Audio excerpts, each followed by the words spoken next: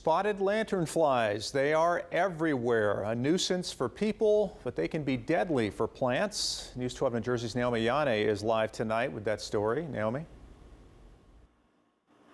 Hey there, Kurt. You know, we've seen them outside of our homes. We've heard the warnings from experts saying to stomp them out when we see them. And that's exactly what folks visiting this vineyard here in Ringgold are being asked to do when they see those spotted lanternflies, because you know what? They are harmful to grapes.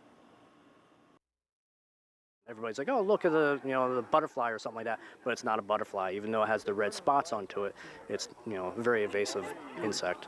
New Jersey's about 5 years into this invasion from the spotted lanternfly, who has proved to be difficult to contain. They're starting to mature, so they're starting to get wings onto them, and they're going to start flying around. They've been spotted just about everywhere, from beaches to our backyards, and experts say vineyards and apple orchards should be on the lookout for the moth-looking insect who likes to feed on the sugary sap of those plants. They can overwhelm the plant, they can debilitate the plant and kill the plant. Now, they may not kill off this year's crop. However, it can be detrimental to future crops that could potentially have economic impact. They can devastate a vineyard completely. And we're not going to eradicate that insect. Unfortunately, it's going to stay here.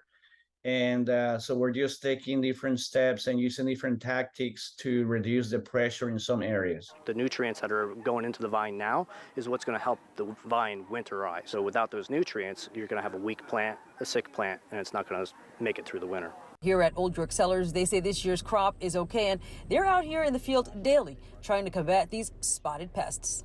We go through the vines, try and get them out of there as much as we can. So we're always constantly going up and down the rows and trying to find out where the mass, population of them are. So, Naomi, the folks who run these vineyards and orchards, is there anything else they can do to deal with this?